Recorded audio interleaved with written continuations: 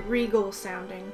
Tchaikovsky is just brilliant. Anyways, see what I mean as we see your legs are dancing out the scene. But in our rendition that we had, this is when the housekeeper comes in with all the presents. We don't have a grandma, so Boo's just sitting here.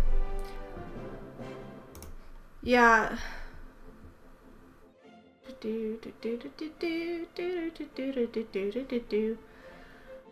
Yeah, this may be too distracting.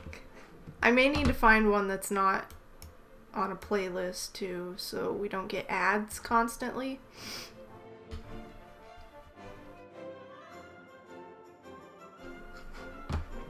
So please hold while I find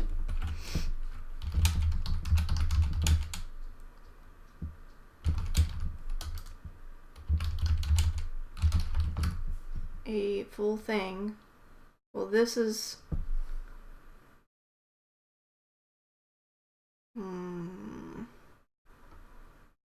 I just want to make sure it's the full thing.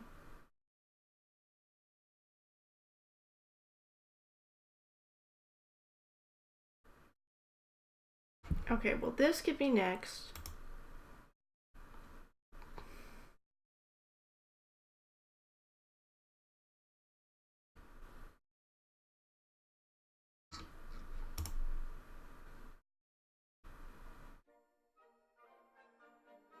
So far, so good. I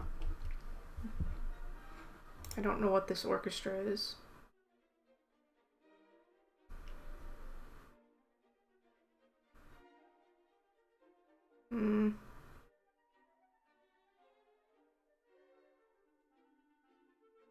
This says it's maybe not the complete version. That's gonna bother me too. That's why I like the other one. It's definitely complete. Oh well.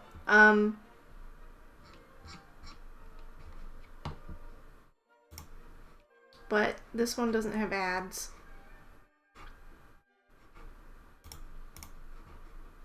Holds. Thank you for holding, Riddy. Oh. Why is it so soft? Apparently this... Okay. I don't know why the music is so soft. Does it sound okay? Can you barely hear it, or... I don't know, it was being weird when I was looking at it. Was it too loud? Now I'm confused.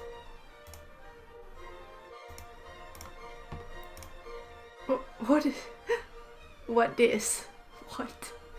I don't know what that emote is. Hi, Boo. What are you doing? It sounds okay.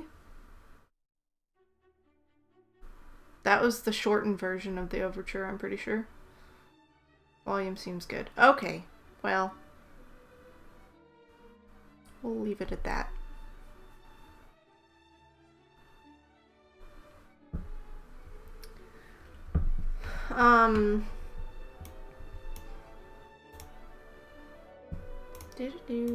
Yeah, I'm like already really distracted.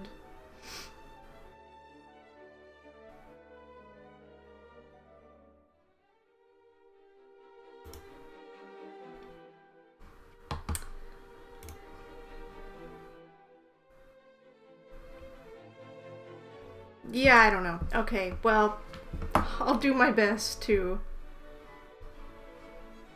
ignore or just enjoy. Enjoy without thinking of the dancing, because distractions is my middle name. Pretty sure. Yeah, so today we are reading the Nutcracker. And this is the version, so probably people don't know this, but the original story is by E.T.A. Hoffmann, and this guy, the French writer Dumas, adapted it, and this version is the story that the ballet is based off of. So, there you go. So I'm reading the version that the ballet is based off of. And in my own reading, I've gotten 64 pages in, so I don't know if I will try to jump ahead so I'm prepared in reading or what. But yeah.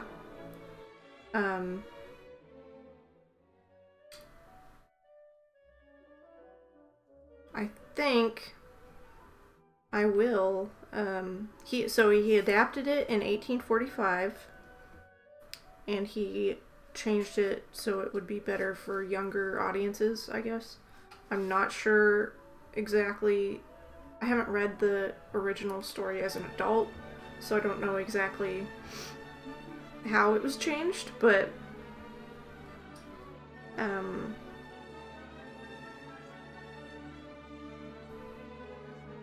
yeah, it has some cute illustrations in it by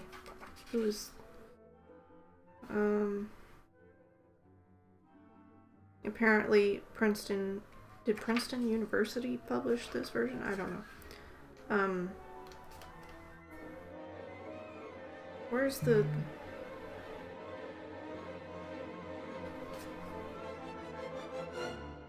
There's something in here about the illustrator, and I think they're the original illustrations reproduced from, like, the actual... I don't know, maybe I should read this part too. You think you're back for good? That's exciting. Okay. Are you guys interested in hearing the little introduction that is about the history of this version and the Nutcracker in general? Are you interested in that, or should we get started with the story? Up to you. Introduction or no introduction? Oh, also this... So I got this at Barnes & Noble, and it's just super cute. Thank you for shouting out, Fee. I'm sorry I fell asleep earlier in your stream. I shouldn't have, because it was entertaining, and I wanted to see the end of the game, but... Yeah. Yeah, so... It's very, like, shiny. You can't see it in the picture that I have. And then on the back it has ballet shoes. Which is, well, they're point shoes, but it's cute. I like it. It's okay. Well, how'd you like the end of the game?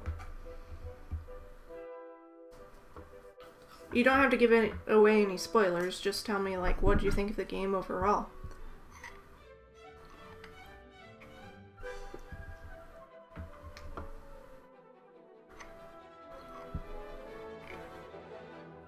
I also don't know. So I know some of the Nutcracker music is publicly available. I don't know if all of it is, though. So this will be interesting to see if I get flagged for copyright stuff.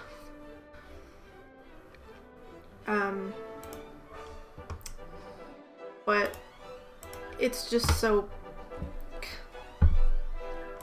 It's so widespread. I don't think it should matter because everybody knows the Nutcracker and everybody uses the music for different things. But anyways. Okay. Okay, we'll wait for you, Riddy. Game was great, super great story, and great pacing for reveals and stuff.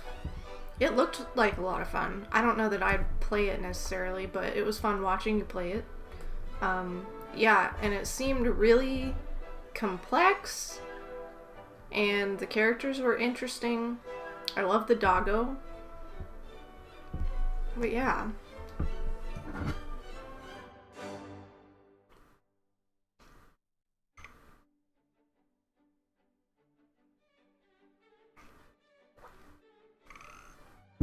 My hot chocolate is getting kind of lukewarm, so I'm trying to drink it as much as possible.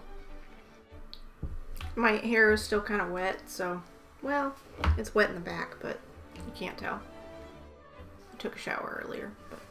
Oh, and then this blanket has my name on it somewhere. There's my name.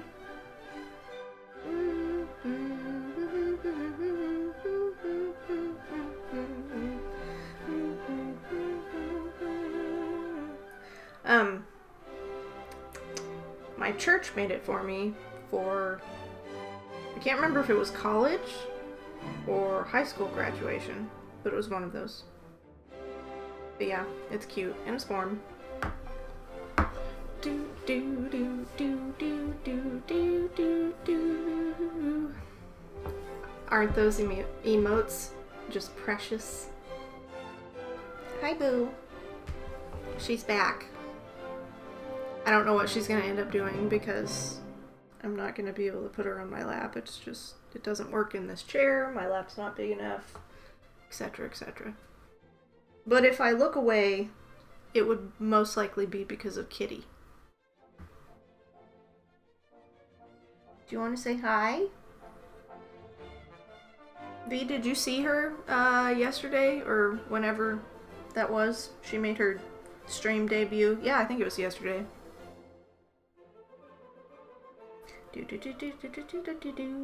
Where's CJ? Because he would enjoy the music. I know that much. Is it too loud now? I just don't know. You did? Okay. Hi, Boo. I'm sorry we can't cuddle, but we cuddled literally all day. You were in bed with me all day long. Yes, you were. What? What? This is not the full version. They just totally skipped. They skipped some of the best music. What the heck? See, this is why I get annoyed. Like, everybody condenses the Nutcracker score, and it's not the whole thing. So I'm already pissed off because this is not the full version.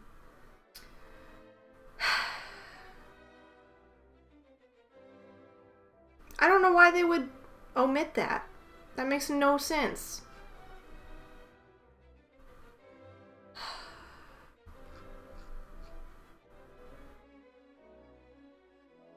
I can't. I have to do the real version. Hi, Boo. I'm sorry. You can't get up here. Are you annoyed by that? Hello, CJ. I saw you come in. Are you annoyed by that as well? When they condense things and it's just not the original score like it should be, because that drives me nuts. And I'm going to start the entire thing over for like the third time because I'm just annoyed. So, I'm sorry you have to listen to the music over again, but I'm not really sorry. So, you're wearing festive Christmas socks? That's awesome. I am wearing fuzzy socks that I got for Christmas that have little foxes on them, and they're very warm. So, because it's cold. What are we listening to? We're listening to the Nutcracker. Hello? Duh! But hi, CJ. Welcome for versioning. I was reading. Welcome for joining. Not that that helps. I hate things like that, but I don't encounter them very often because I usually get to be selective about what I'm listening to. Yes, exactly. The problem with this version, I love this version, but it's a playlist, and I'm trying to see what the cat's doing. And so it has ads. So that's the problem we're going to run into. But I know it's the full version. So this is what I listen to every time. I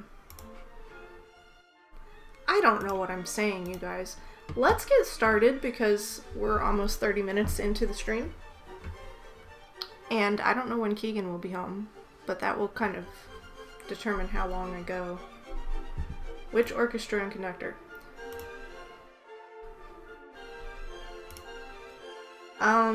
Let's see.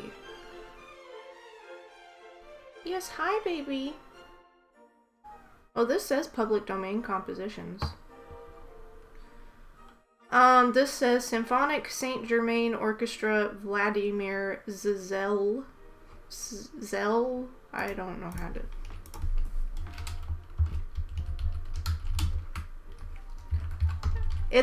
my favorite version that's available on YouTube because of the way it's compiled. Not necessarily because of the orchestra and conductor, but it's still, I mean, it's still good.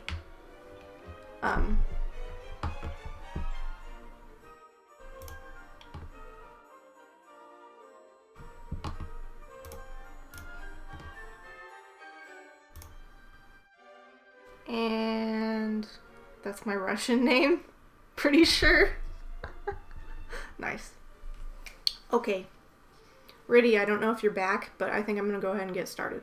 So, without further ado, hey CJ, if you saw, I don't know if you're here, when I was showing the book, it's very pretty, and the picture doesn't capture that, so, and then point shoes on the back, because, you know, I'm a nerd. Okay, we're going to read the introduction, so you guys will get a little history of everything. And I will work on not being distracted by the music. No promises. And I will warm up my voice. Okay. Every Christmas, millions of people, young and old, delight in the Nutcracker ballet, which tells the story of an enchanted nutcracker who one Christmas night is turned into a handsome prince through the love of a young girl, and who takes her on a fantastic journey to a magical land of sweets and spices. The ballet score, by renowned Russian composer... I'm sorry. I don't know how to say his first name. We're just going to say Tchaikovsky.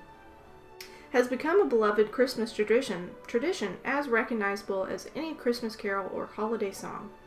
Yet for all the popularity of this holiday confection, few people are aware that the ballet has its origins in a work of fiction written almost 3/4 of a century before its first staging, one that is very different in its telling from the story most see unfold on the ballet stage, or play on television and movie screens.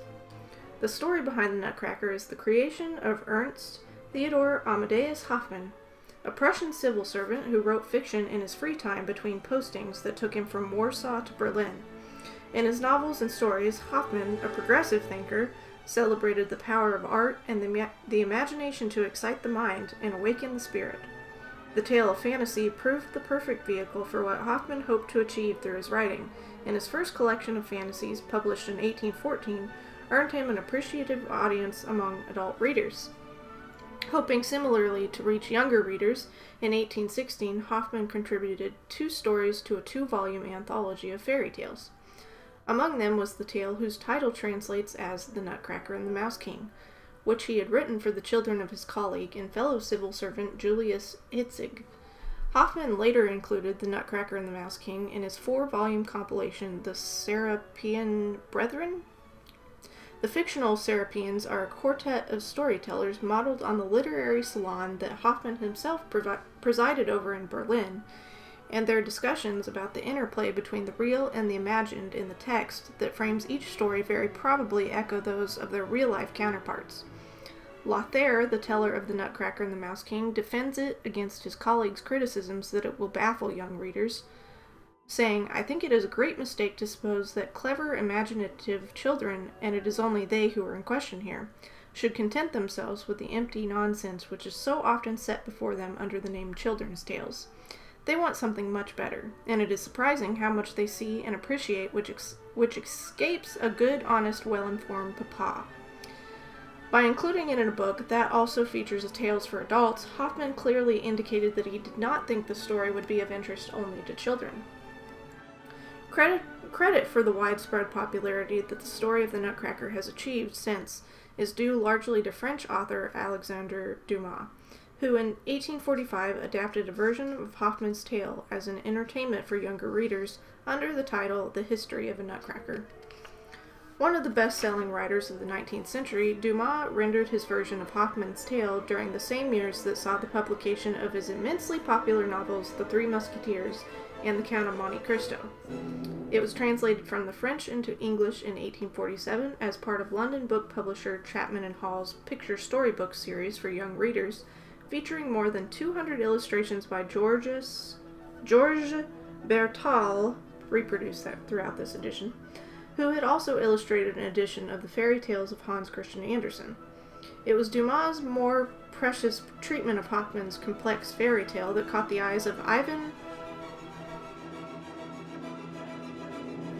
something from Russia, director of Russia's Imperial Theaters in the early 1890s. This guy, that also starts with a V, recommended the tale to Imperial Ballet Master Marius Petipa, who for adaptation to the ballet stage by Tchaikovsky, and Petipa wrote the libretto to pair with Tchaikovsky's score. The Nutcracker debuted at the St. Petersburg Imperial Theater in 1892. It was only a modestly popular ballet until 1954. So at the original, the Nutcracker totally flopped. Just fun fact there for you. It was only a modestly popular ballet until 1954 when New York City ballet choreographer George Balanchine presented the version that has become the standard for more than half a century.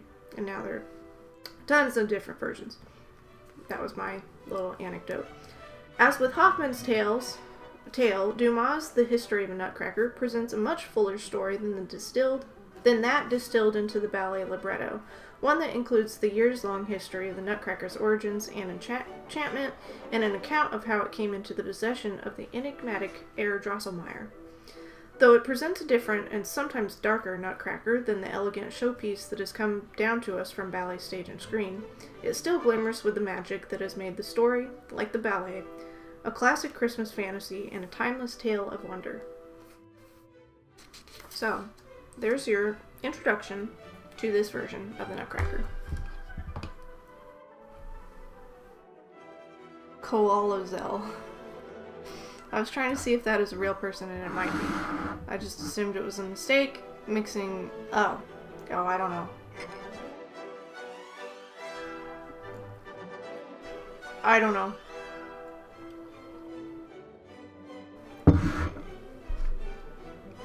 Maybe it was transcripted wrong into the video. Oh wait, hold on.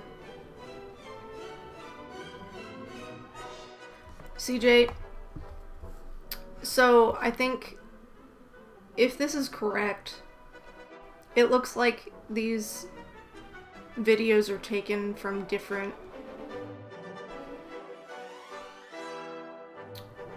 versions and put together. Because now this is the London Symphony Orchestra under Andrei Previn. And this is a remastered version from 2011. So, I don't know.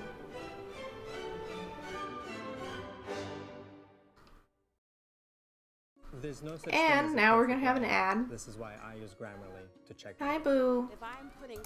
I'm sorry. And now let's see what it says. Okay, now it says London Symphony Orchestra. I don't know.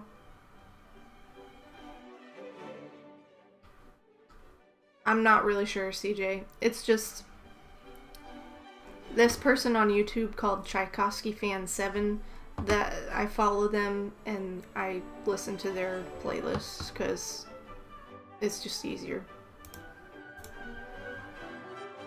Well, whatever works. So, and anyways, I must drive, but I'll rejoin soon. Okay. I know. Shout out to Tchaikovsky Fan 7 for providing the music. Be safe, Riddy. Be safe driving. So, now I'll give you a little preface to the story. Well, I mean, this is the story. We're just starting it, and it's a preface. I don't know what Boo's doing. Okay, I'm turning down the music. Is it loud? Is it too loud? Is it too loud against my voice, or are we okay? I've had to change it since I was going through different YouTube things. I'm gonna have to heat up my hot chocolate again.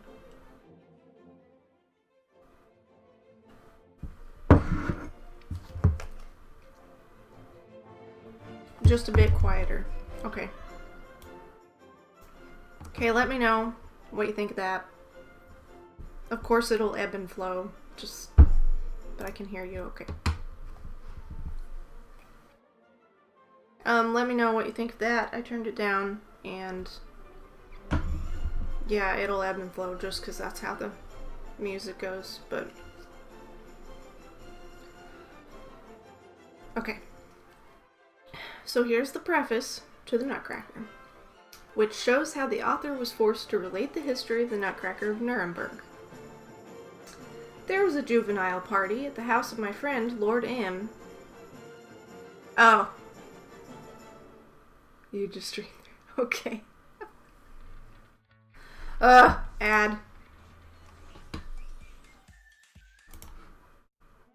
Interrupted the great arrival of Drosselmeyer.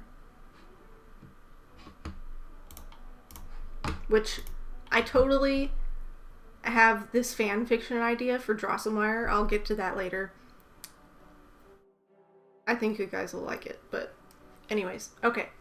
There was a juvenile party at the house of my friend Lord M, and I had helped to add to the number and noise of the company by taking my little daughter. It is true that in half an hour, during which I joined in 4 or 5 games of Blind Man's Buff, Hot Cockles, and Hunt the Slipper, in spite of the noise which was made by a couple of dozen delightful little rogues from 8 to 10 years old, and who seemed to try which would talk the loudest, I slipped out of the drawing room and sought a certain snug parlor which I knew, and where I hoped to enjoy a little peace for an hour or so. I had effected my retreat with as much skill as success, escaping not only without being perceived by the juvenile guests, which was not very difficult considering how intent they were upon their games, but also unnoticed by their parents, which was not so easy a matter. Boo, you can't fit up here, I'm sorry. I'm sorry.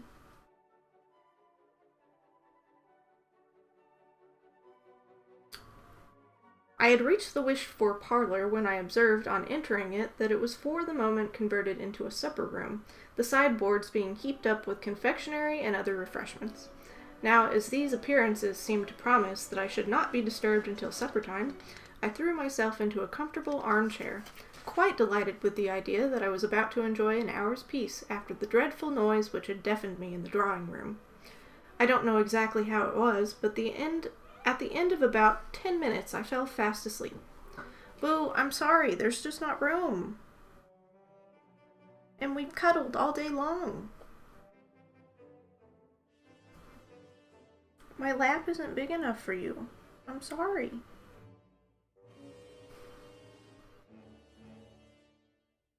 Yeah.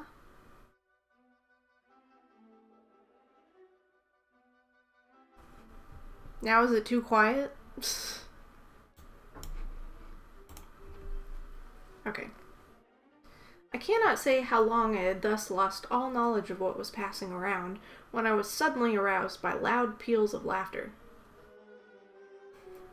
I opened my eyes in terror, and saw nothing but the beautifully painted ceiling over my head. Then I tried to get up, but the attempt was useless, for I was fastened to my chair as firmly as Gulliver was on the shore of Lilliput. I immediately understood in what a scrape I had got myself. I had been surprised in the enemy's country, and was a prisoner of war. The best thing for me to do in such a case was to put a good face upon the matter, and entreat for my liberty. My first proposal was to take my conquerors the very next morning to Farence's, and treat them to anything they liked, but, unhappily, the moment was not well chosen for such an offer. I was addressing myself to an audience already well stuffed with tarts, and whose hands were filled with pastries. Patties. I thought it said pastries. Oh hey, Angel! Hi! Welcome in. My proposal was therefore refused in plain terms. I then offered to take the entire party to Vauxhall next evening, and amuse them with the exhibition of fireworks. The proposal was well received by the little boys, but the little girls would not listen to it because they were dreadfully afraid of fireworks. They could not endure the noise of the crackers, and the smell of the gunpowder annoyed them. I don't know what my word slip up was. Yeah, I'm trying to... Her little face, though! I'm trying to be tough, but it's hard. Okay. I was about to make a third offer when I heard a sweet little musical voice whispering in the ears of a companion certain words which made me tremble. Ask Papa, who writes novels, to tell us some pretty story. I was on the point of protesting against this, but my voice was drowned by cries of, "Oh yes, a story! We will have a story!" "But, my dear children," I said as loud as I could, "you asked me the most difficult thing in the world. A story indeed. Ask me to recite one of Gay's fables, or My Name is Norval, if you will, and I may consent. But a story?" "We don't want anything out of the speaker," cried the children all together. "We want a story." "My dear little friends, if there is no if in the cause, we will have a story." "But, my dear little friends, I say again, there is no but. We will have a story." "Yes, we will have a story. We will have a story," now echoed on all sides, and in a manner which was too positive to object to any longer. "Well," I said with a sigh, "if you must, you must." "Ah, that's capital!" cried my little tormentors. "But I must tell you one thing," said I. "The story I am about to relate is not my own." "Never mind that, so long as it amuses us." I must confess that I was a little vexed to think that my audience set so light a value upon my own writings. "Whose tale is it, then, sir?" asked a pretty voice, belonging no doubt to some little being more curious than the others. "It is by Hoffman, miss. Have you ever heard of Hoffman?" "No, sir, I never heard of him." "And what is the name of your story, sir?" asked a young gentleman, who, being the son of the nobleman that gave the party, felt a right to question me. "The History of a Nutcracker," was my answer. "Does the title please you, my dear Henry?" I don't think the title promises anything particularly fine, but never mind, go on. If it does not please us, we will stop you, and you must begin another, and so on, I can tell you, until you really do fix upon a good one." "One moment," I exclaimed. "I will not accept those conditions. If you are grown-up persons, well and good. Nevertheless, those are our conditions. If not, a prisoner you must remain with us forever." My dear Henry, you are a charming boy, well brought up, and I shall be much surprised if you do not some day become Prime Minister of England. Let me go free, and I will do what you ask." "On your word of honor?" "On my word of honor." At the same moment, I felt the 1,000 threads that held me suddenly become loose. Each of the little tormentors had set to work to untie a knot, and in half a minute I was at liberty. Now, as everyone must keep his word, even when it is pledged to children, I desired my audience to sit round me, and when the children had all placed themselves in a manner so comfortable that I fancied they would soon fall off to sleep in their chairs, I began my story in the following manner. We will get back to that in a second. I don't know where the cat went. Let me catch up.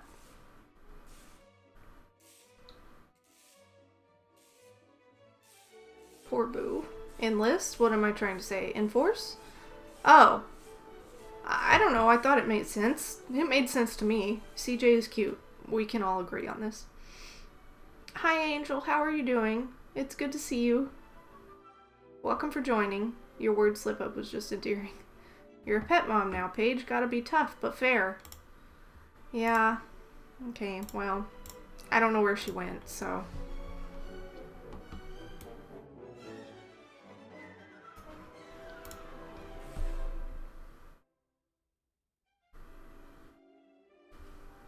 Feel free to speak up if the music is... What happens in the version you danced at, this part with the castanets or whatever that is? There are no castanets right now. The children are getting sleepy? I'm so glad that I caught you streaming. Yeah! I'm glad you're here. Actually, the children in this moment, so the dolls just came on and did their dance, and they were being taken away. It's like 60 seconds ago. Right now, little girls are playing with their dolls, and the boys are going to interrupt them with their shenanigans. There were no castanets in our version. There might be castanets in, like, the Spanish variation, but that's not until the second act. And it just depends on what version and who's doing it, I guess. Shall we continue? I'm kind of... I don't know. I need to slow down so I mess up less. I should probably take a drink.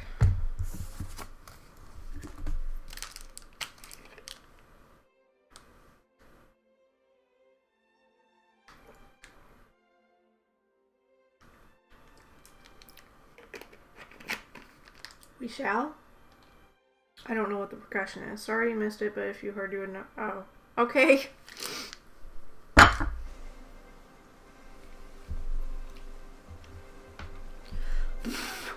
There's cat hair on the keyboard. And now the parents are about to dance. This is in our version. So the parents have their little dance segment that's very brief. There's really not much dancing involved. It's not, I mean, it's not ballet, it's just kind of, it's character dance.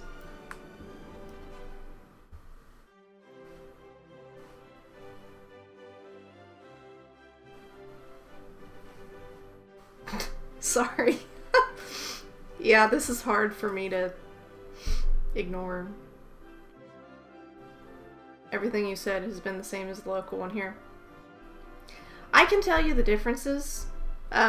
So in the one that we did, it's the Oklahoma Nutcracker.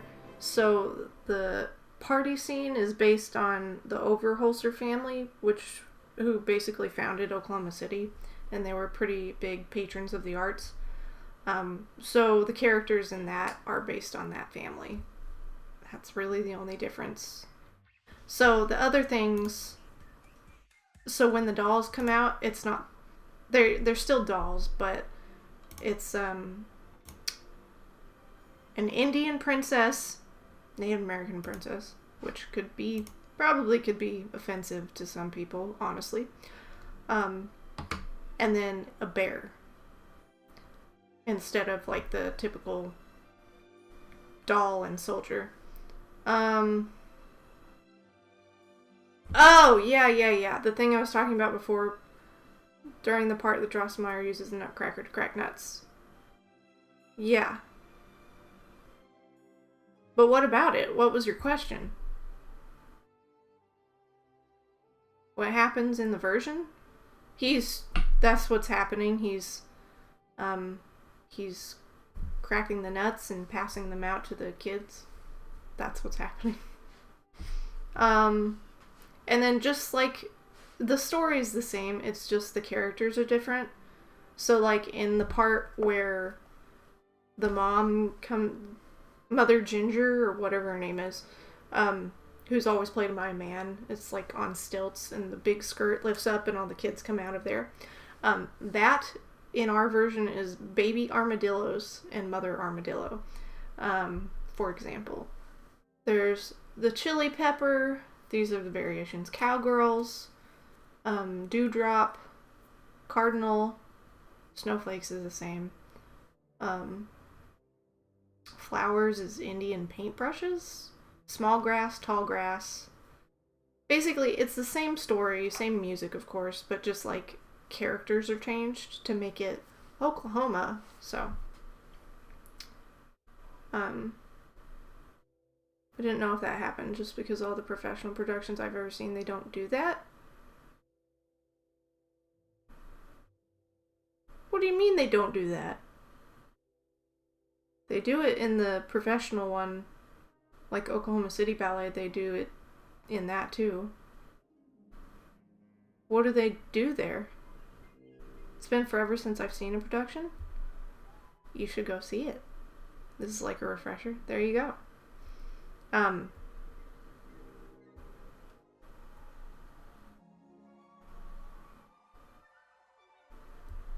They don't do that. I was 9, I think. Oh, wow. I've seen it every year. Probably almost every year of my life, honestly. Starting when I was probably 4 or 5. Elementary school field trip. You guys should go see it. Maybe I can look up, like, what your local dance companies are like.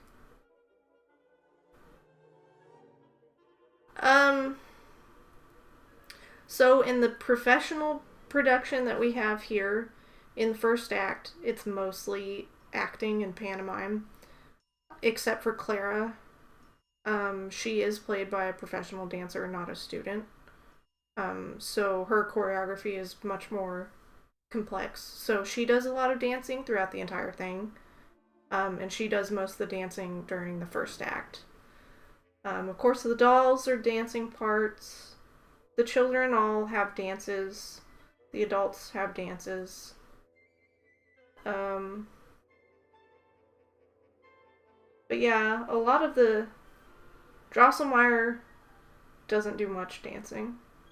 He's more of a character role. Our Nutcracker hasn't happened yet. Yeah, the one that I'm in always does it.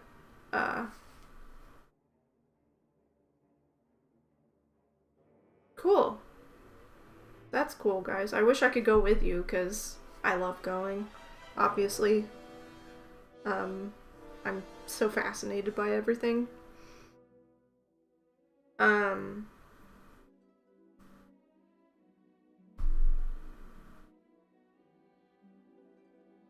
forgot what I was saying. Yeah. Nutcracker, I don't know when it starts. It may start next weekend here in Oklahoma City. But yeah, our local one, which happens in Norman, it's done.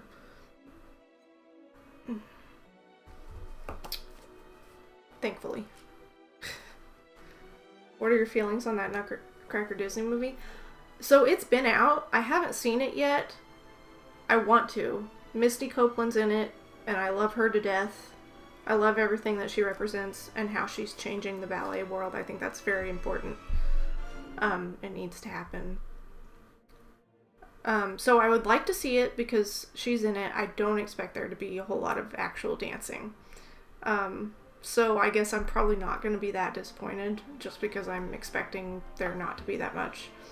I like Keira Knightley, so I'll probably like that. But I don't know what the story's going to be. But I expect it to be pretty different than the original, so. Oh, it's this weekend. Oh. I'm sure you'll have a chance to go again in the future. Because, you know, I don't think the tradition is going to die down anytime soon. I wonder how long it'll last, honestly.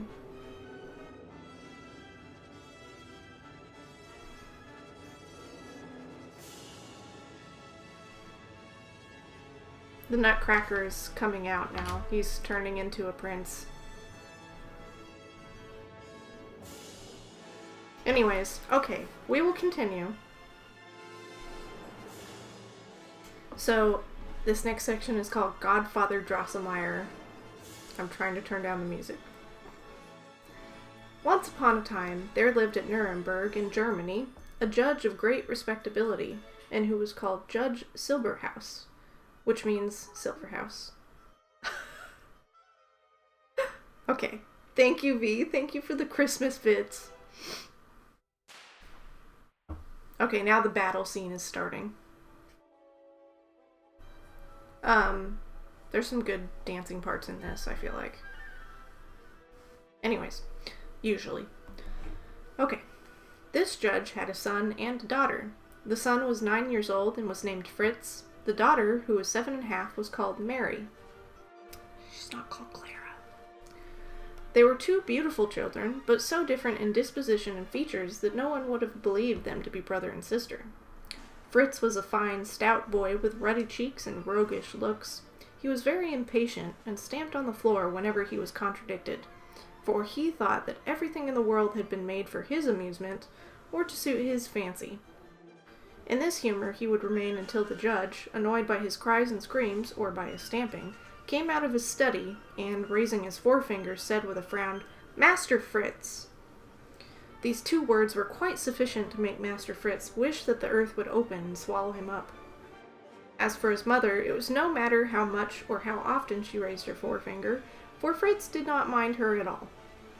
His sister Mary was, on the contrary, a delicate and pale child, with long hair curling naturally and flowing over her little white shoulders like a flood of golden light upon a vase of alabaster. She was sweet, amiable, bashful, and kind to all who were in sorrow, even to her dolls. She was very obedient to her mamma, and never contradicted her governess, Miss Trudchen, so that Mary was beloved by everyone. Now, the 24th of December, 17 something or other, it has little ellipses to indicate that it's whatever your imagination is, I guess, had arrived. You all know, my dear young friends, that the 24th of December is called Christmas Eve, being the day before the one on which the Redeemer Jesus was born. But I must now explain something to you. You have all heard, perhaps, that every country has its peculiar customs, and the best read amongst you are aware that Nuremberg, in Germany, is a town famous for its toys, puppets, and playthings, of which it exports great quantities to other countries. You will admit, therefore, that the little boys and girls of Nuremberg ought to be the happiest children in the world, unless, indeed, they are like the inhabitants of Ostend, who seem only to delight in their oysters for the purpose of sending them to foreign markets. Germany, being quite a different country from England, has altogether other customs. In England, New Year's Day is the grand day for making presents, so that many parents would be very glad if the year always commenced with the 2nd of January. But in Germany, the great day for presents is the 24th of December, the one preceding Christmas Day. Moreover, in Germany, children's presents are given in a peculiar way. A large shrub is placed upon a table in the drawing room, and to all its branches are hung the toys to be distributed among the children. Such playthings as are too heavy to hang to the shrub are placed on the table, and the children are then told that it is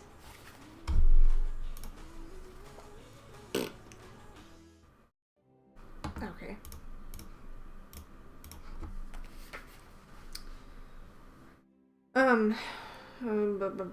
And the children are then told that it is their guardian angel who sends them all those pretty toys. This is a very innocent deception, after all, and perhaps it can scarcely be called a deception because all the good things of this world are sent to us by heaven.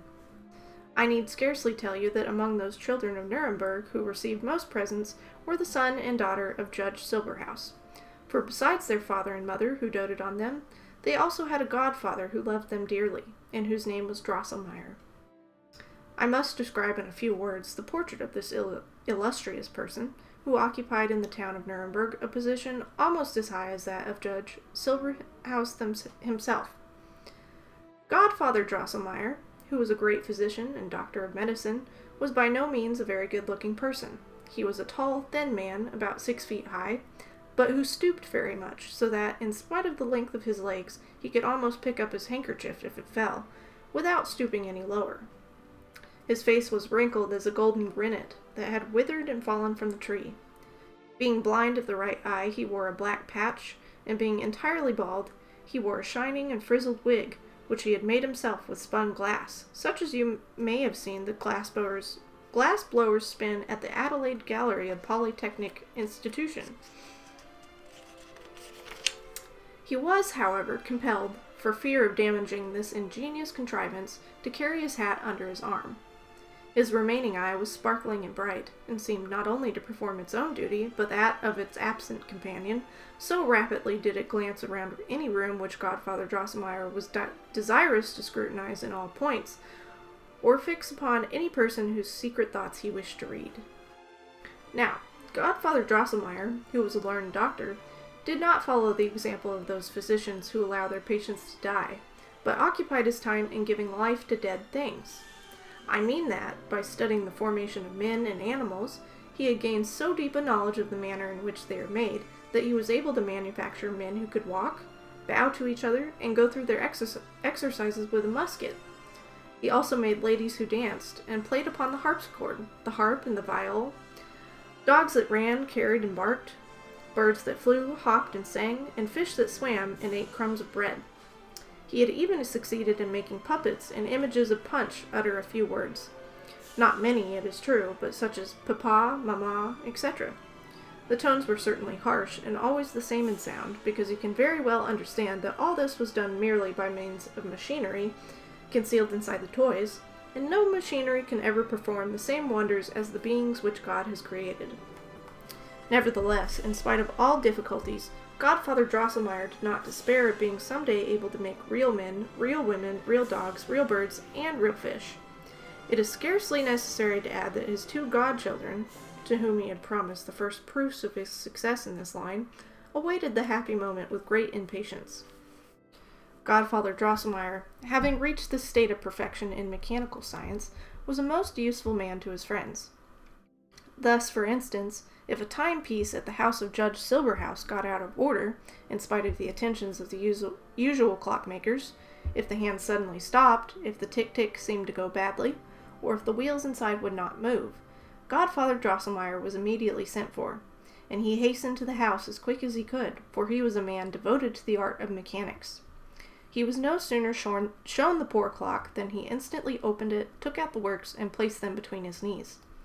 Then, with his eye glittering like a carbuncle, I don't know that word, as here's snow.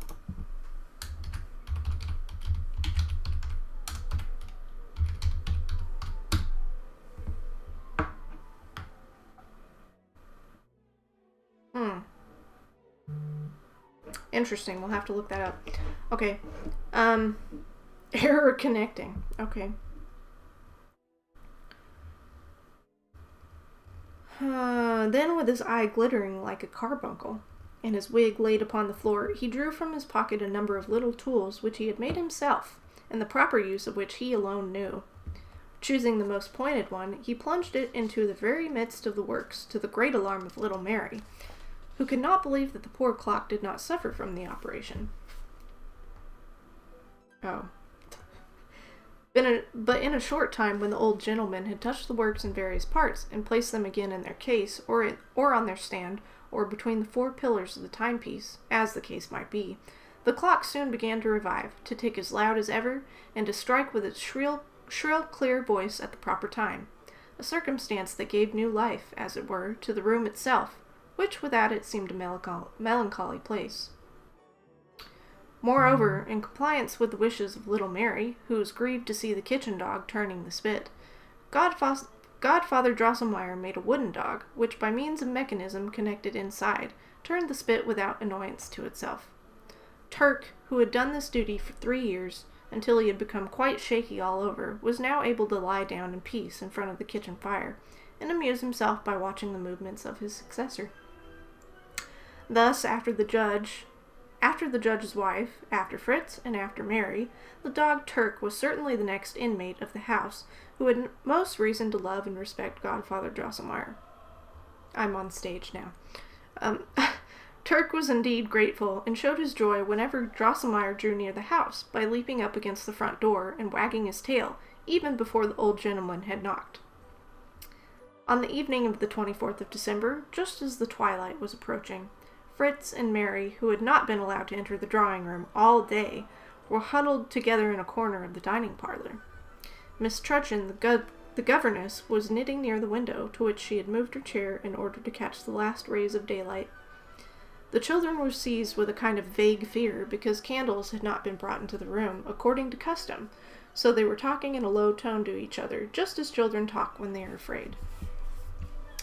"Fritz," said Mary, "I am sure Papa and Mamma are busy in preparing the Christmas tree, for ever since this morning I have heard a great deal going on in the drawing-room, which we were forbidden to enter." "And I know," said Fritz, "by the way Turk barked 10 minutes ago that Godfather Drosselmeyer has arrived." "Oh, I wonder what our dear kind godfather has brought us," exclaimed Mary, clapping her little hands. "I am sure it will be a beautiful garden planted with trees, and with a beautiful river running between the banks, covered with flowers. And on the river, too, there will be some silver swans with collars of gold, and a little girl will bring them sweet cake, which they will eat out of her apron. In the first place, miss, said Fritz, in that authoritative tone which was natural to him, and which his parents considered to be one of his greatest faults, you must know that swans do not eat sweet cake.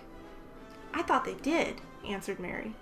But as you are a year and a half older than I, you must know best.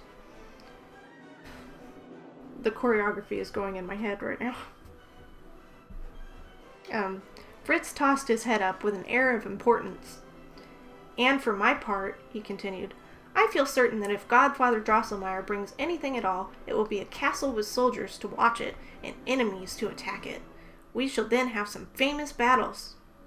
I do not like battles, said Mary. If he does bring a castle, as you think he will, it must be for you. I shall, however, take care of the wounded.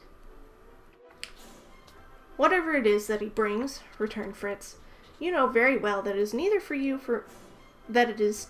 you nor for me, because the toys which Godfather Drosselmeyer gives us are always taken away again immediately afterwards, under pretense that they really are works of great art.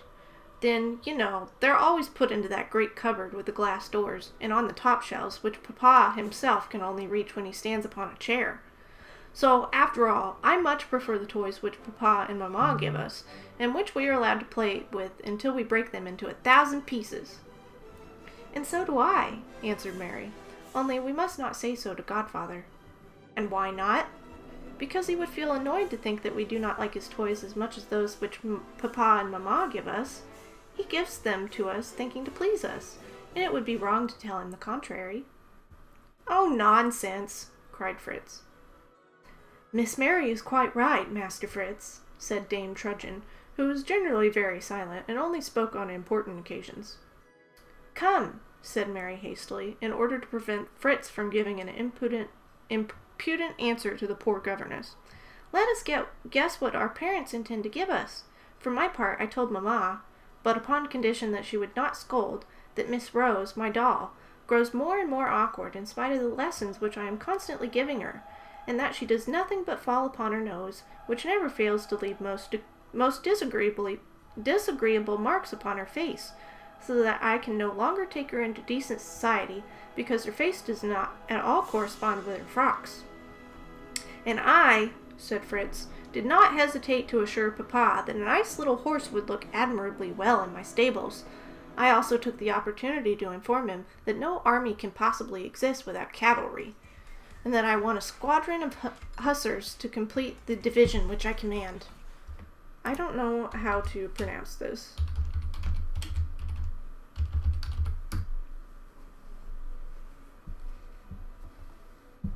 Oh, this is the start of Act 2, which I am also on stage for. Okay. These words made Miss Trudchen conclude that the moment was favorable for her to speak a second time.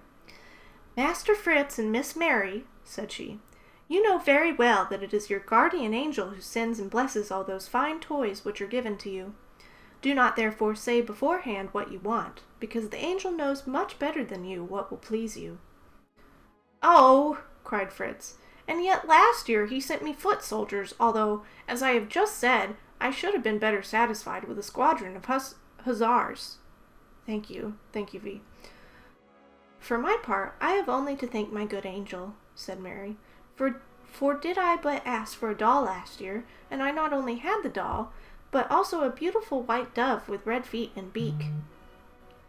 In the meantime, the night had altogether drawn in, and the children, who by degrees spoke lower and lower, and grew closer and closer together, fancied that they heard the wings of their guardian angels fluttering near them, and a sweet music in the distance, like that of an organ accompanying the hymn of the Nativity, beneath the gloomy arches of a cathedral.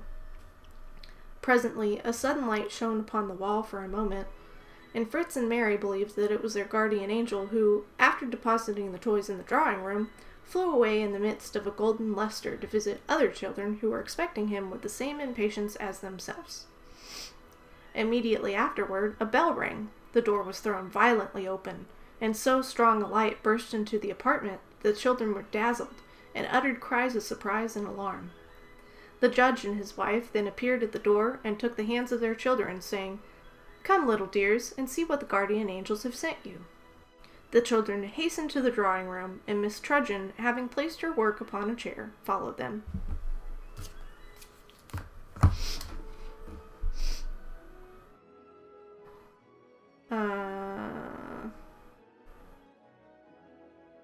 I only looked up the first one on YouTube that shows from the Bolshoi, and they have the Nutcracker dancing during that portion earlier when I was talking about the nuts. That's interesting, because so here, at least in the Midwest, in the first act, the Nutcracker doesn't come to life until the battle scene. So the Nutcracker's just a literal nutcracker during all of that. When I was talking about the nuts is 6 feet tall, the people here aren't allowed to respond. What? Dr. Drosselmeyer Frankenstein. I know what it is, and it's horrible. A group of pus-filled bumps forming a connected area of infection under the skin. Oh, okay. Gross. But thank you for informing us, V. It's also a bright red gem. Okay. A garnet is a type of carbuncle. That's funny. I want sweet cake out of an apron. I'd rather just have the cake and not apron fuzz. I agree with you, CJ. Hussars. A Hungarian light horseman. Thank you. Wow, apparently both a carbuncle and hussar are errors connecting to remote servers. Who would have guessed? That is standard. The Bolshoi performance is a little different because they have a Nutcracker doll like the other dolls, and then he turns into an actual man. Okay. So the dolls that come out standard are just like the female doll, and then a soldier is the man. So maybe in their version they have like a Nutcracker doll instead of a soldier doll, which makes sense because the Nutcracker is a soldier in this story. So basically the English language in general, what you were saying as standard was, yeah, I knew what you meant. Also, I am standing on stage for like all of this. This portion is like 10 or 15 minutes.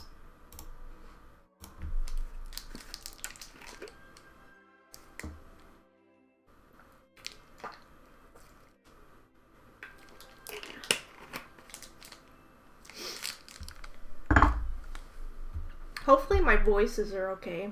I'm gonna have to take a break at some point to re-warm up my hot chocolate. I don't know when Keegan is coming home. I bet he'll stay to the end. He's at Contra Dance. I never took my pills. Boo, boo, boo, boo, boo, boo, boo, boo, boo, boo. You may fall asleep. Okay. That is perfectly fine. Oh, hi! You scared me. I forgot I had a cat for a second. Oops, I opened the wrong section. I am not 65 pages in. Okay. Meow. What? You're okay. Do you miss Sarah? She'll be back for Christmas. At some point. She'll probably come see you. Okay, we shall continue. The Christmas tree. My dear children, you all know the beautiful toy stalls in the Soho Bazaar, the Pantheon, and the Lowther Arcade, and your parents have often taken you there to permit you to choose whatever you like best. Then you have stopped short with longing eyes and open mouth, and you have experienced a pleasure which you will never again know in your lives. No, not even when you become men and acquire titles or fortunes. Well, the same joy was felt by Fritz and Mary when they entered the drawing room and saw the great tree growing, as it were, from the middle of the table, and covered with blossoms made of sugar and sugar plums instead of fruit, the whole glittering by the light of 100 Christmas candles concealed amidst the leaves. At the beautiful sight, Fritz leapt for joy, and danced about in a manner which showed how well he had attended to the lessons of his dancing master. On her side, Mary could not restrain 2 large tears of joy which, like liquid pearls, rolled down her countenance, that was open and smiling as a rose in June. But the children's joy knew no bounds when they came to examine all the pretty things which covered the table. There was a beautiful doll, twice as large as Miss Rose, and there was also a charming silk frock, hung on a stand in such a manner that Mary could walk around it. Fritz was also well pleased, for he found upon the table a squadron of hussars, with red jackets and gold lace, and mounted on white horses, while on the carpet near the table stood the famous horse which he also much longed to see in his stables. In a moment did this modern Alexander leap upon the back of that brilliant Bucephalus, which was already saddled and bridled, and having ridden 2 or 3 times around the table, he got off again, declaring that though the animal was very spirited and restive, he should soon be able to tame him in such a manner that ere a month passed, the horse would be quiet as a lamb. Hi, Boo. What is it? But at the moment when Fritz set his foot upon the ground, and when Mary was baptizing her new doll by the name of Clara, the bell rang a second time, and the children turned towards that corner of the room when the sound came. Okay, I'm going off stage. Then they beheld something which had hitherto escaped their attention, so intent had they been upon the beautiful Christmas tree. In fact, the corner of the room of which I have just spoken was concealed, or cut off, as it were, by a large Chinese screen, behind which there was a certain noise accompanied by a certain sweet music, which proved that something unusual was going on in that quarter. The children then recollected that they had not yet seen the doctor, and they both exclaimed at the same moment, "Oh, Godpapa Drosselmeyer!"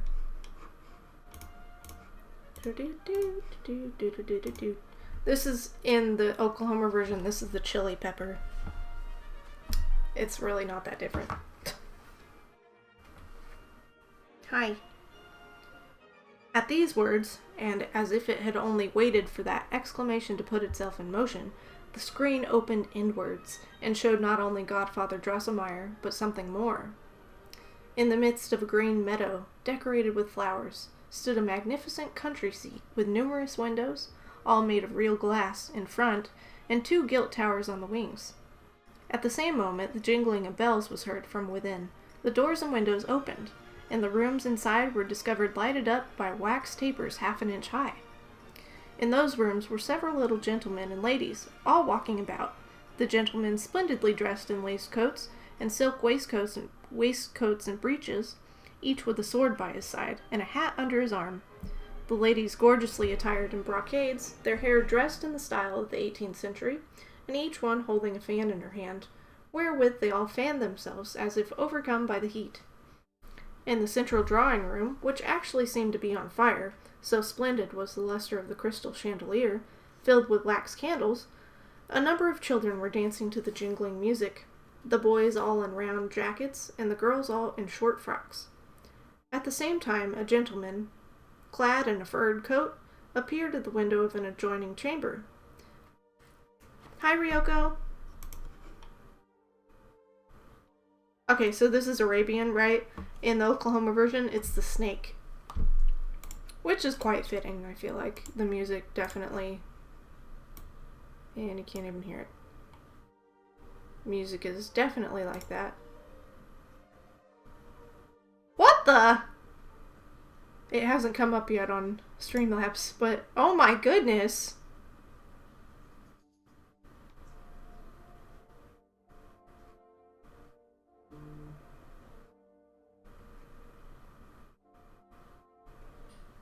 I'm very confused. Except... it's not real. I don't think? I'm very confused. I'm going to continue reading. But welcome, Ryoko. Good to see you.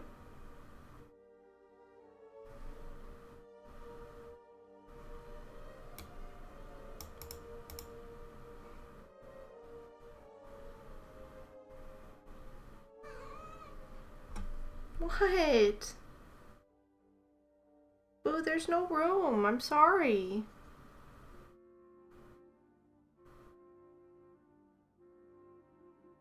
I guess thank you for the good intentions, but yeah, I don't know. Hi, Boo Boo. You're okay. Snake is fitting. Yeah. Okay, we shall continue. At the same time, a gentleman clad in a furred cloak appeared at the window of an adjoining chamber, made signs, and then disappeared again, while Godfather Drosselmeyer himself, with his drab frock coat, the patch on his eye, and the glass wig, so like the original, although only 3 inches high, that the puppet might be taken for the doctor, as if seen at a great distance. No, I don't think they were. Went out and in the front door of the mansion with the air of a gentleman, inviting those who were walking outside to enter his abode. The first moment was one of surprise and delight for the 2 children, but having watched the building for a few minutes with his elbows resting on the table, Fritz rose and exclaimed, "But Godpapa Drosselmeyer, why do you keep going out and coming in by the same door? You must be tired of going backward and forward like that. Come, enter by that door there and come out by this one here." And Fritz pointed with his finger to the doors of the 2 towers. Boo. Hold on. Oh. Here, Ryoko, you get to see the new addition to the family. Come here, Boo. Come here. Where are you going? Come here. I'm gonna put you on my lap. So come here. Come here. It is not a pupper. It's a kitty. Hi, Boo.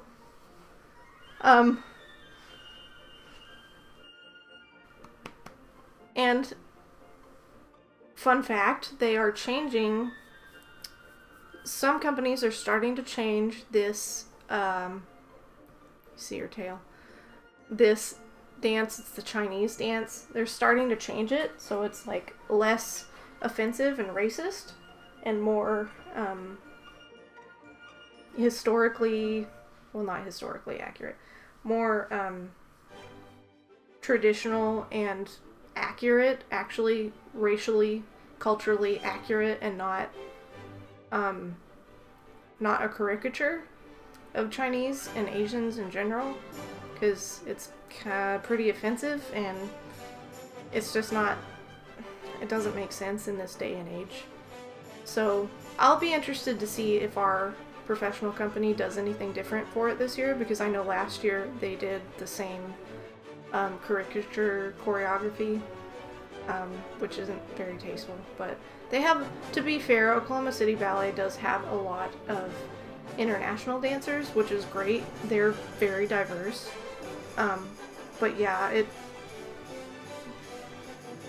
needs to be changed. So yeah, Ryoko, we took in our best friend's cat because she has to move and the places aren't kitty friendly. So yeah, this is our new cat. Her name is Boo. Anyways, keep getting interrupted. In the Oklahoma version, this variation is tall grass. She's purring. Her butt is in my face.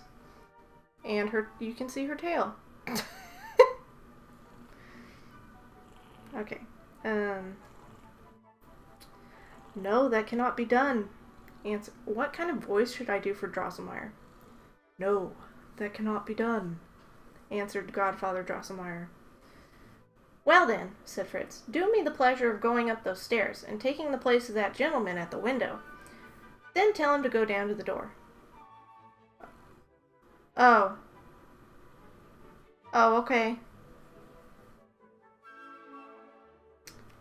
It is impossible, my dear Fritz, again said the doctor.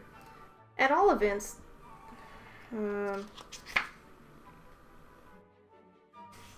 At all events, the children have danced enough. Let them go and walk, while the gentlemen and ladies who are now walking dance in their turn. But you are not reasonable, you little rogue, cried the godpapa, who began to grow angry. The mechanism must move in a certain way. Then let me go into the house, said Fritz.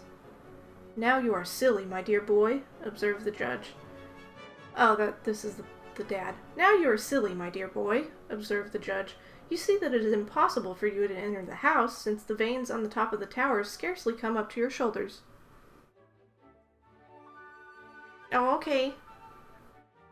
Fritz yielded to this reasoning and held his tongue, but in a few moments, seeing that the ladies and gentlemen kept on walking, that the children would not leave off dancing, that the gentleman with the furred cloak appeared and disappeared at regular intervals, and that Godfather Drosselmeyer did not leave the door, he again broke his silence.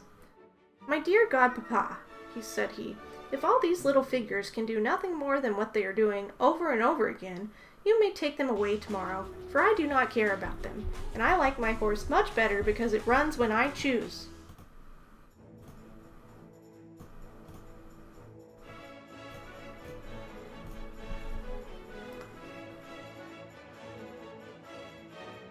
And my hussars, because they maneuver at my command, and wheel to the right or left, or march forward or backward, are not shut up in any house like your poor little people who can only move over and over in the same way. With these words, he turned his back upon Godfather Drosselmeyer and the house, hastened to the table, and drew up his hussars in battle array. As for Mary, she had slipped away very gently, because the motions of the little figures in the house seemed to her to be very tiresome. But as she was a charming child, she said nothing, for fear of wounding the feelings of Godpapa Drosselmeyer. Indeed, the moment Fritz turned his back, the doctor said to the judge and his wife, in a tone of vexation, This masterpiece is not fit for children, and I will put my house back again into the box and take it away. But the judge's wife approached him, and in order to atone for her son's rudeness, begged Godfather Drosselmeyer to explain to her all the secrets of the beautiful house, and praised the ingenuity of the mechanism to such an extent that she not only made the doctor forget his vexation, but put him into such a good humor that he drew from the pockets of his drab coat a number of little men and women with foreign complexions, white eyes, and gilt hands and feet. Besides the beauty of their appearance, these little men and women set forth a delicious perfume because they were made of cinnamon. At this moment, Miss Trudgeon called Mary and offered to help her to put on the pretty little silk frock which she had so much admired on first entering the drawing-room.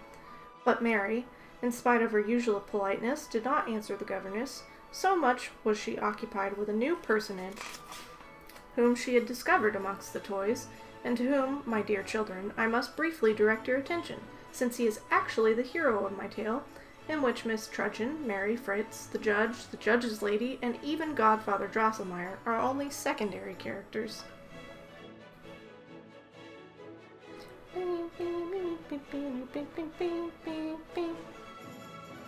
Oh, we're toward the end. Boo, my leg is gonna start hurting really soon. Okay. How are you, Ryoko? It's good to see you. Good to have you here. Yeah, we're reading the Nutcracker. So, that was very strange. I guess it was kind of trolling, but whatever.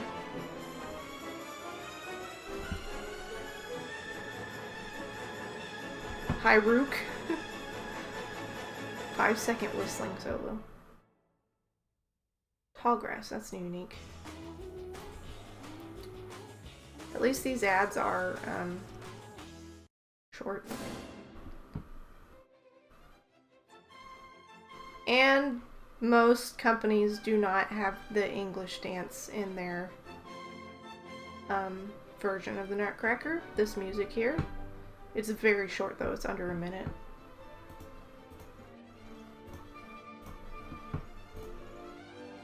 I'm gonna get in bed now. I'm all packed and cars clean. You're going to Disney tomorrow, right? That's exciting. Are you driving there? You're alright? Cinnamon. Yeah, you don't think you've heard it. Yeah. And it's over like that. So most companies don't even bother to put it in because it's so short. That's why I like this version. It's not all the same from the same conductor or anything. But the way it's compiled and it's complete, so I like it. Driving in the morning. Okay. Well, be safe. I hope you have fun. If you fall asleep, I hope you have a good night, and thank you for being here. I appreciate it.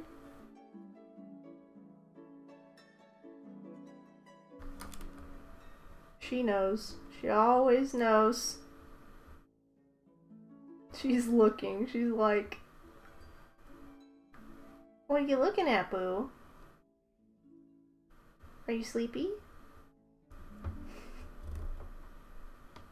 Oh, this is flowers. Which I understudied and could have been in, but that's fine. I was too stressed to do more because I was in 3 roles.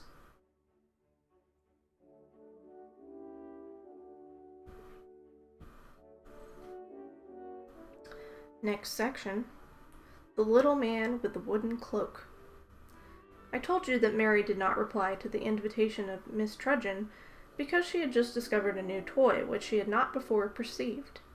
Indeed, by dint of making his hussars march and countermarch about the table, Fritz had brought to light a charming little gentleman who, leaning in a melancholy mood against the trunk of the Christmas tree, awaited in silence and polite reserve the moment when his turn to be inspected should arrive. We must pause to notice the appearance of this little man, to whom I gave the epithet charming somewhat hastily. Oh, the boy is home. For, in addition to his body being too long and large for the miserable little thin legs which supported it, his head was a size so enormous that it was quite at variance with the proportions indicated not only by nature, but also by those drawing masters who know much better than even nature herself. But if there were any fault in his person, that defect was atoned for by the excellence of his toilette, which denoted at once a man of education and taste. He wore a braided frock coat of violet-colored velvet, all frogged and covered with buttons, trousers of the same material, and the most charming little Wellington boots ever seen on the feet of a student or an officer. But these were 2 circumstances which seemed strange in respect to a man who preserves such elegant taste. The one was an ugly narrow cloak made of wood, and which hung down like a pig's tail from the nape of his neck to the middle of his back, and the other was a wretched cap, such as peasants sometimes wear in Switzerland, upon his head.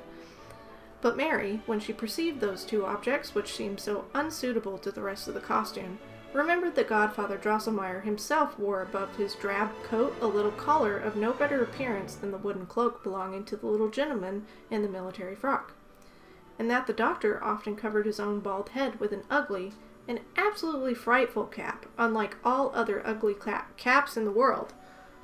Hello. Although this circumstance did not prevent the doctor from being an excellent godpapa. Uh-huh. Are you saying hello? What are you doing? Hello. I gotta go to work on the outside of the house. Oh, okay. I gotta put all the things on. Yes, you should do that. CJ says hi. Hi, CJ.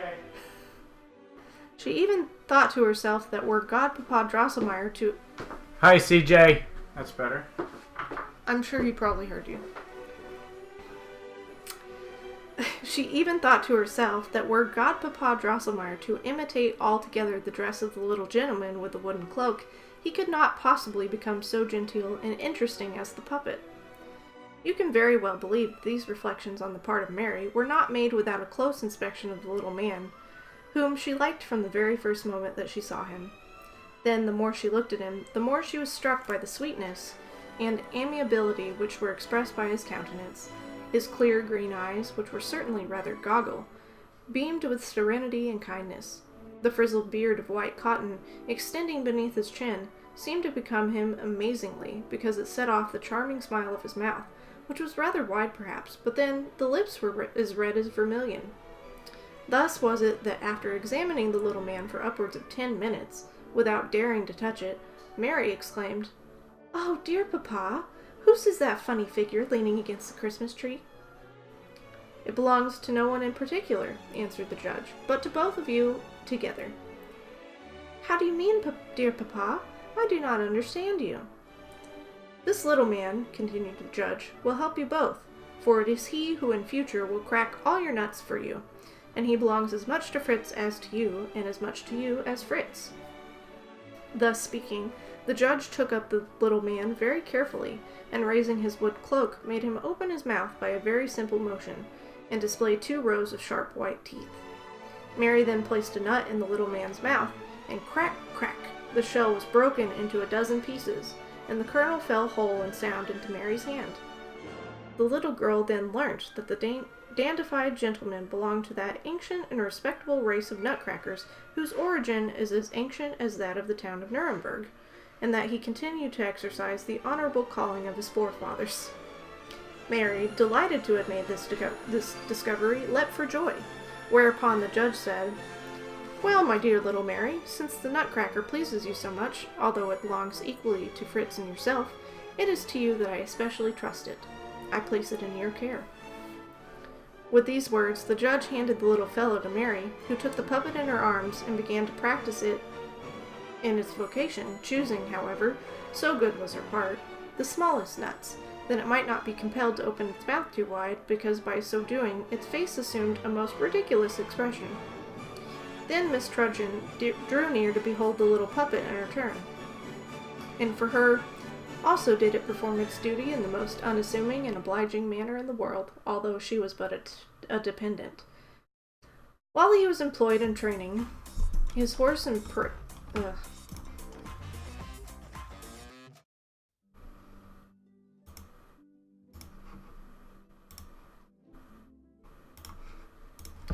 While he was employed in training his horse and parading his hussars, Master Fritz heard the crack, crack, so often repeated that he felt sure something new was going on.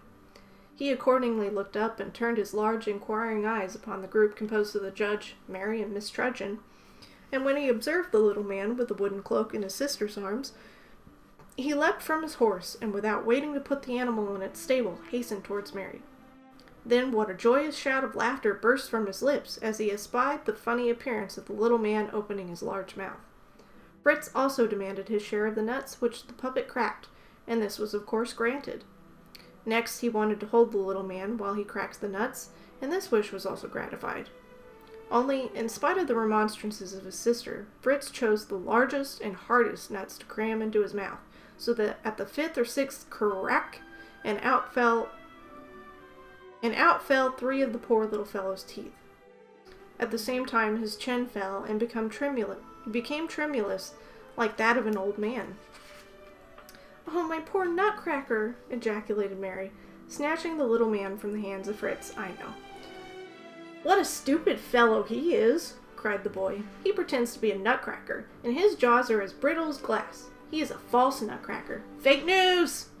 And he does not understand his duty. Give him to me, Mary. I will make him go on cracking my nuts, even if he loses all his teeth in doing so, and his chin is dislocated entirely. But how you seem to feel for the lazy fellow." "No, no, no!" cried Mary, clasping the little man in her arms. "No, you shall not have my Nutcracker. See how he looks at me, as much as to tell me that his poor jaw is hurt. Fie, Fritz! You are very ill-natured. You beat your horses, and the other day you shot one of your soldiers." "I beat my horses when they are restive," said Fritz, with an air of importance. "And as for the soldier whom I shot the other day, he was a wretched scoundrel that I never have been able to do anything with for the last year, and who deserted one fine morning with his arms and baggage, a crime that is punishable by death in all countries. Besides, all these things are matters of discipline which do not regard women. I do not prevent you from boxing your doll's ears, so don't try to hinder me from whipping my horses or shooting my soldiers. But I want the Nutcracker." "Papa, Papa, help, help!" cried Mary, wrapping the little man in her pocket handkerchiefs. "Help! Fritz is going to take the Nutcracker from me." At Mary's cries, not only the judge drew near the judge drew near the children, but his wife and Godfather Drosselmeyer also ran towards them. The two children told their stories in their own way, Mary wishing to keep the Nutcracker, and Fritz anxious to have it again.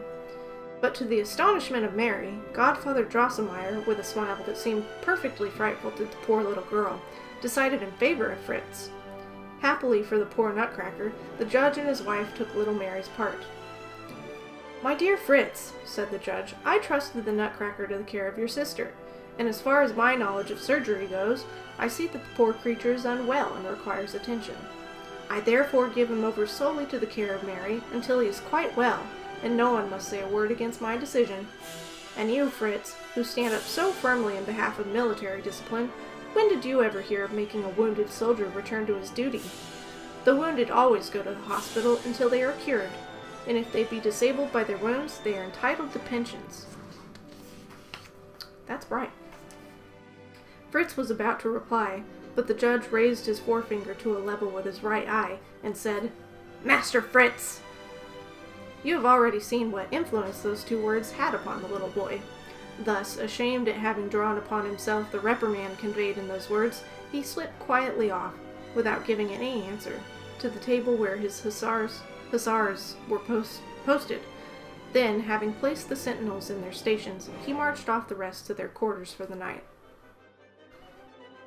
In the meantime, Mary picked up the 3 little teeth which had fallen from the Nutcracker's mouth, and kept the Nutcracker himself well wrapped up in the pocket handkerchief. She had also bound up his chin with a pretty white ribbon, which she cut from the frock.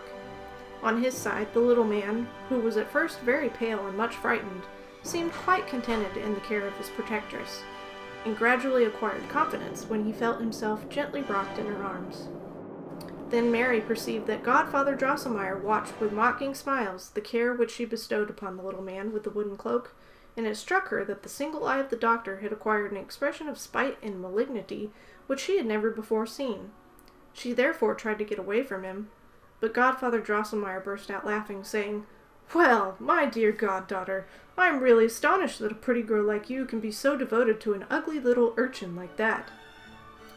Mary turned around, and much as she loved her godfather, even the compliment which he paid her did not make amends for the unjust attack he made upon the person of her Nutcracker.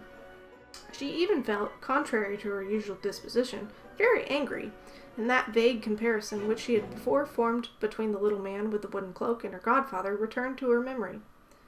"Godpapa Drosselmeyer," she said, "you are unkind towards my little Nutcracker, whom you call an ugly urchin. Who knows whether you would even look so well as he, even if you had his pretty little military coat, his pretty little breeches, and his pretty little boots." At these words, Mary's parents burst out laughing, and the doctor's nose grew prodigiously longer. Why did the doctor's nose grow so much longer? Mary, surprised by the effect of her remark, could not guess the reason. But there are never any effects without causes. That reason no doubt belonged to some strange and unknown cause, which we must explain.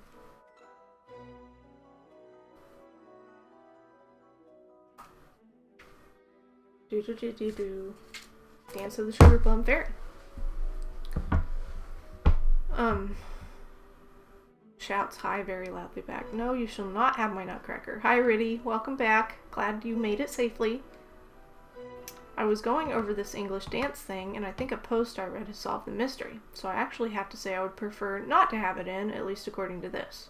The original score included a short number inserted in between the Chinese dance and the Trepak of Act 2. The number was composed by Tchaikovsky, and it was to be called Toffee, and was in the form of an English jig. To date, there is only one recording that I'm aware of that has this variation included in the score, the Nutcracker, John Lanchberry conducting the Philharmonia Orchestra, issued on the MHS Musical Heritage Society CD. I have the recording, and according to the booklet notes that comes with the set, it also states that the piece was removed after the first rehearsal, as Petipa was not fond of it. Okay. The English jig was also omitted from the published score. Interesting. Very interesting. Thanks for looking that up. That's informational.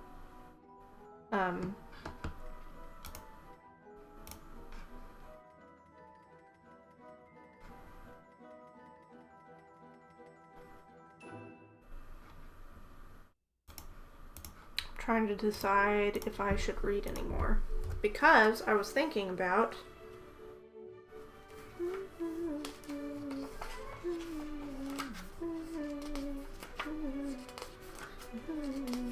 Yeah, the next section is pretty long, so I will stop there with the reading.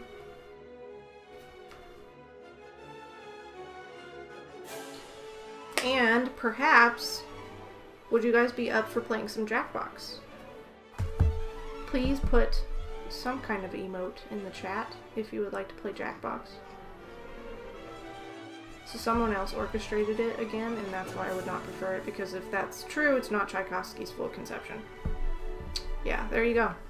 And if Pettipaw didn't choreograph anything to it, then that would explain why companies don't use it unless they have something they choreograph to it themselves, but yeah, that makes sense. So Riddy, we have Riddy for Jackbox. Hi Boo, do you want to play Jackbox? She's looking at me like, what are you talking about? CJ is good with Jackbox? Okay. If Kian gets in here, then he could play too.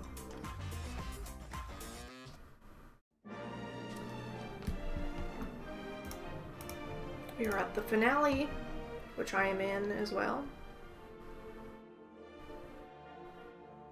You're glad you heard it now. Yeah, there you go. He is working on some winterizing stuff on the house. So I'm gonna take a break and heat up my hot chocolate and get another chair for Keegan and set up Jackbox. I'm not sure what my setup looks like right now, but I will leave you with the rest of the Nutcracker music. Thank you guys for being here. I hope you're enjoying it. I hope the story is interesting to you. I thought, like, when I started reading it, I was like, ooh, I'd love to read this on stream. Because it's just so cute. Like, I love how it's written. And the characters are all really interesting. Even the children have, like, their own personalities. So yeah, I'm excited to read more of it. So, thought you said winter rice. I don't know what that is. Please enlighten. Okay, I will leave you with some music and hopefully be back fairly soon with some Jackbox.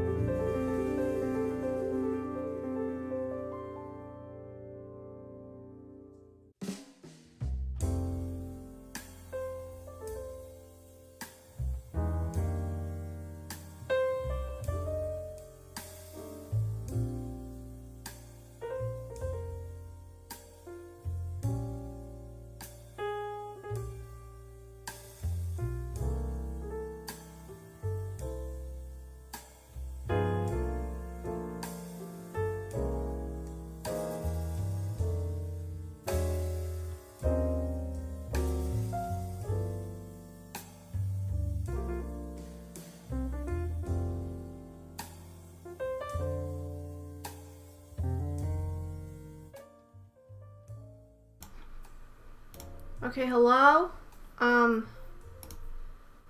I hope everything